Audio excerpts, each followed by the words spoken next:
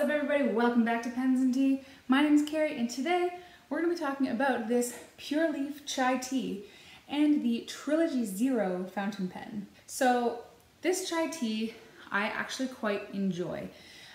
This is by a company called Pure Leaf.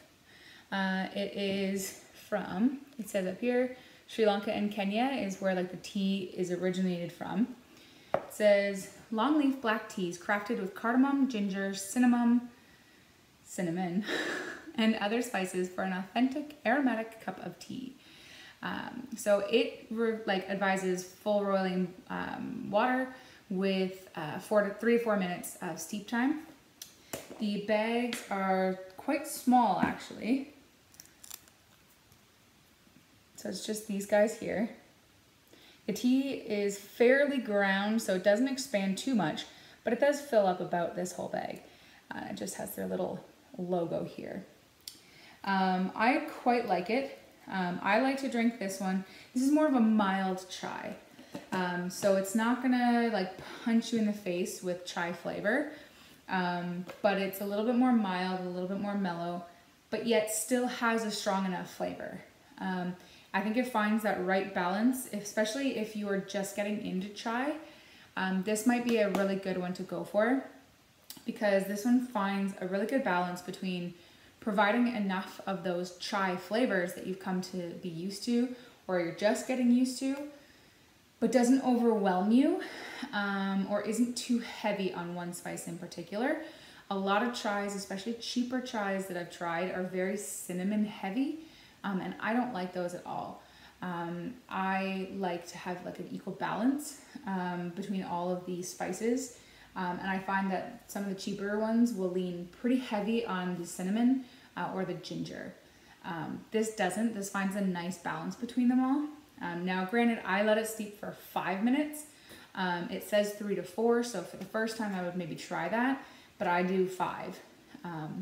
But if I want a chai that isn't gonna just be like, whoa, like flavor wise, but just more of a mellow kind of chai, then this is one that I go for.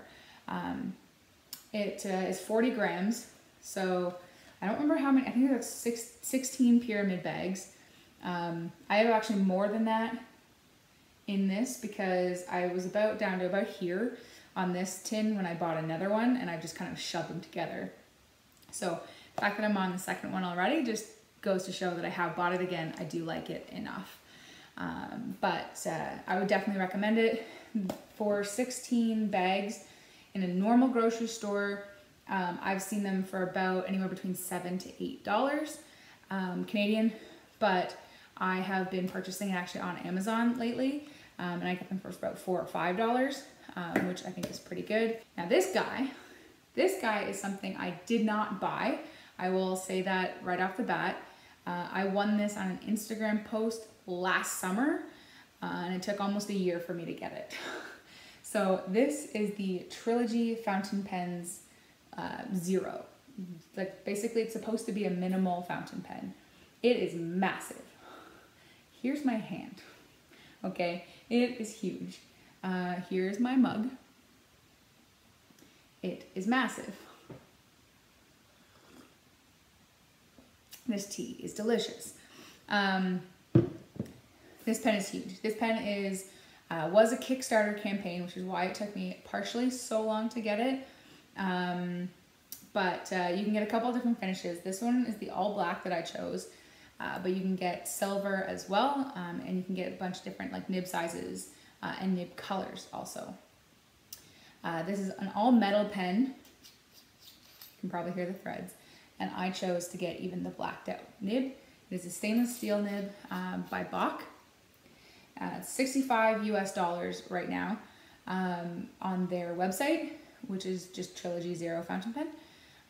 So that, not including like shipping or anything, the 65 is going to be roughly $80-ish Canadian. So this pen is definitely a minimal looking pen. There's nothing to it. It's just a black cylinder. Black end, and that's it. It starts narrow, it tapers ever so slightly towards where the cap meets the body, and then goes down a little bit, but not much. and there's nothing to it. There's no identifiers, nothing. It's just a black tube. I really do like the finish. It has a matte finish. There's a bit of a texture to it. I do really like the feel of the finish. I also like that the cap and the body don't, like, there's no step, there's no nothing. It's just a very fine line as to where they meet. So I quite like the way that it looks. What I don't like so much is this.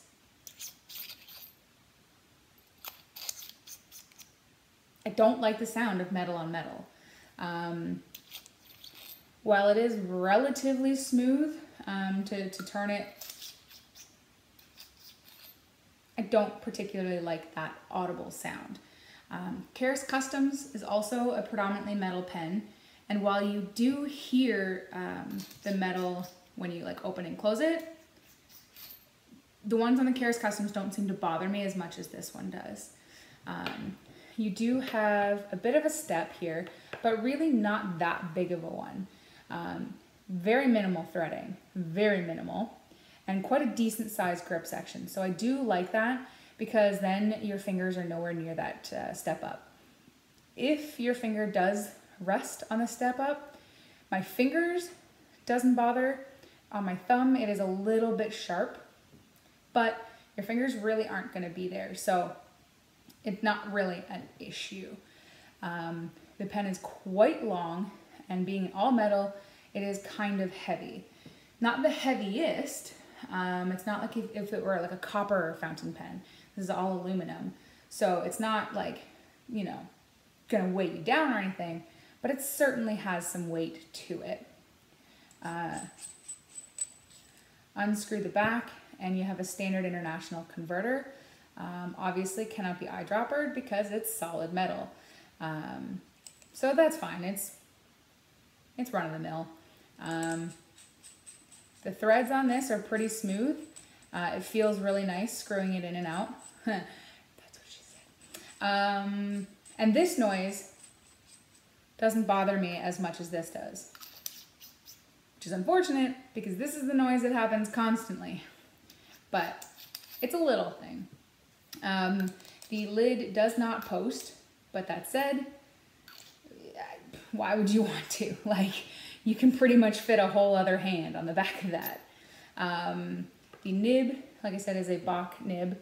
You won't really be able to see it in this lighting, but it's solid black.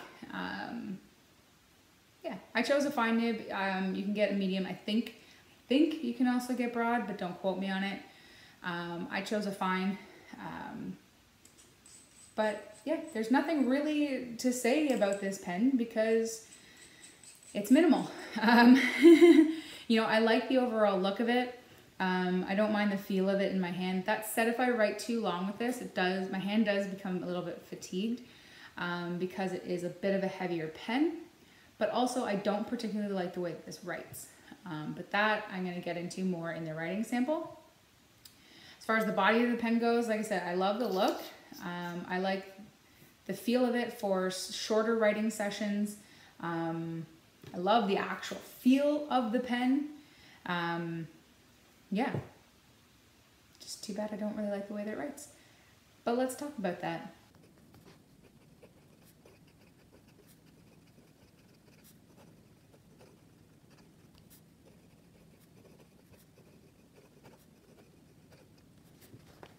All right, so the ink for today is Noodler's Lexington Gray, I want to say. Let me just check. Yes, Noodler's Lexington Gray. This is the Trilogy Zero Fine nib. It's a Bach nib, so it is steel. This nib is okay. It's quite a dry writer. I'm not really too pleased by that. I despise dry writers. It's not scratchy at all. I would say it's smooth, but there's a good amount of feedback. It literally feels like a pencil. You can probably hear it. It feels exactly like it does with the pencil. And because of the ink choice, it looks like a pencil. So I don't really like that. It's very stiff as well. You can squeeze out a little bit, but you've got to put a pretty decent amount of pressure. As far as reverse writing goes,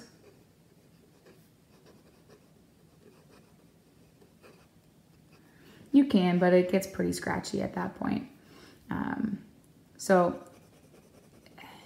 does it work as a fountain pen? Yes. Would some people like it? Probably. I'm not a huge fan. I'm really not. There's a lot of things I like about the look of the pen. I think it's a neat idea. I do like the minimal kind of aesthetic, but I don't think if I were to have purchased this pen, I would have been very happy.